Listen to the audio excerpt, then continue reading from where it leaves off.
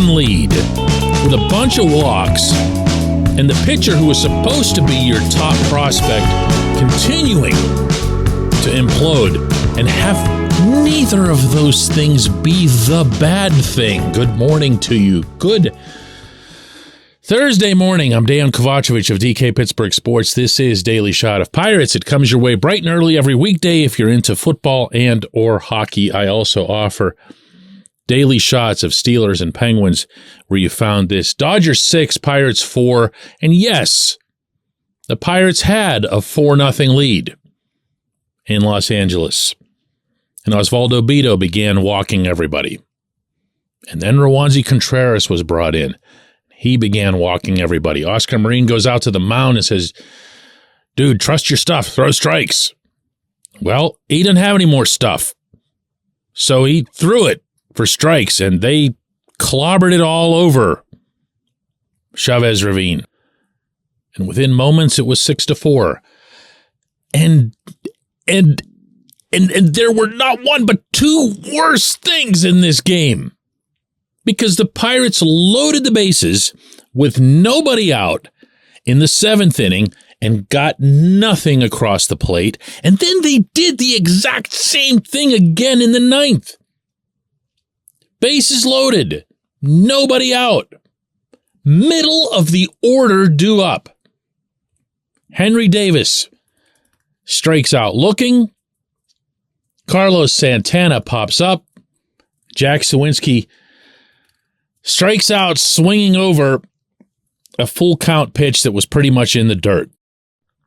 And if you hadn't just seen it like 15 minutes earlier, you wouldn't have believed it. If you hadn't been seeing it all summer long, you wouldn't believe it.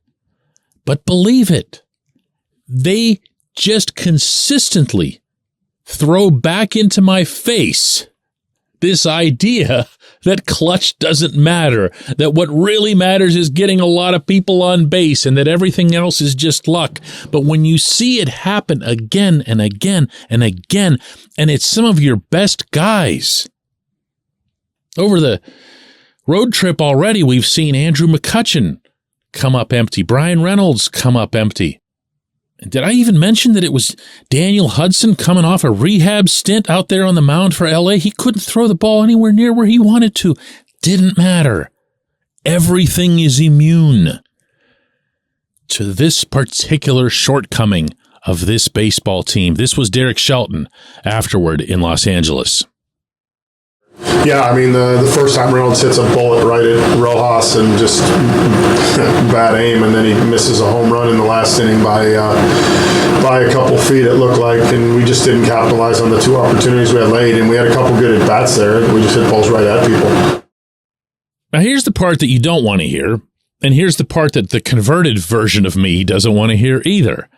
And that is, the Pirates are actually pretty good with bases loaded. I know, go ahead and just turn the podcast off. But in the ranks of Major League Baseball, the Pirates are 12th best with a .270 batting average when bases are loaded. They have an .801 OPS, 14th best. They're like really, really good at this.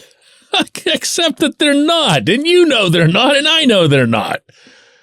What happens is that they'll run up the numbers against some really bad pitching occasionally. And when it comes to these situations, the ones where and I'm not looking this up, okay?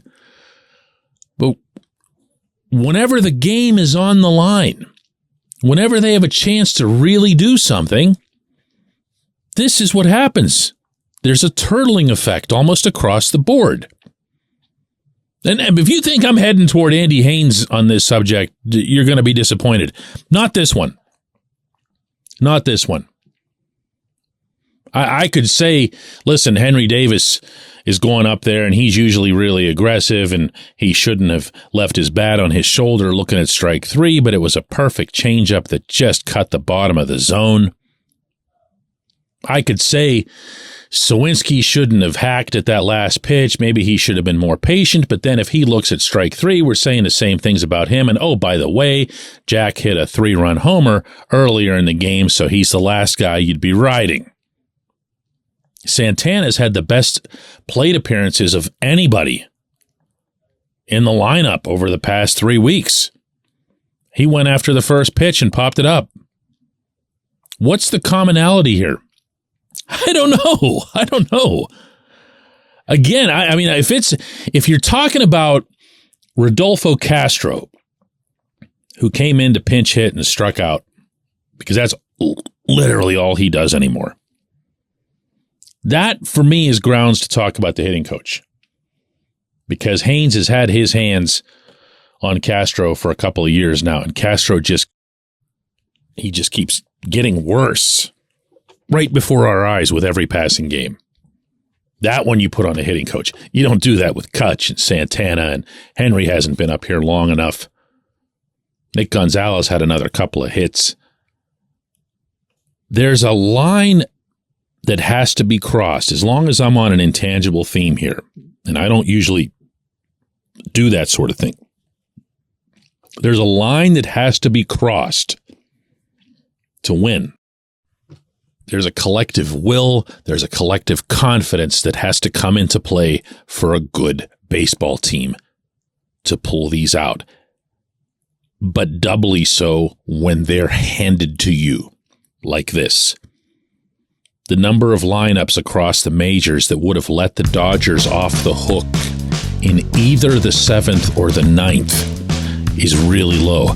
The number that would have let them off the hook in both the 7th and the 9th, it might just be one. When we come back, J1Q. This portion of Daily Shot of Pirates is brought to you by our friends at North Shore Tavern. That's directly across Federal Street from PNC Park. It's home of Steak on a Stone, an eating experience, underscoring the word experience. The steak is brought to you partially cooked on an 800-degree stone, and you do the rest. It's a ton of fun, it's a great meal, and it's a baseball atmosphere like no other in Pittsburgh. North Shore Tavern, right across Federal Street from PNC Park. Your front door, your car, your bike, your computer, your gun. Safety is a habit. Every day you lock and secure your home and everything you want to keep safe. Gun safety and responsible storage are no different, and the best way to help prevent accidents, misuse, and theft. If you have a firearm, own it, respect it, and secure it. Visit ProjectChildSafe.org. Brought to you by the National Shooting Sports Foundation and the Bureau of Justice Assistance.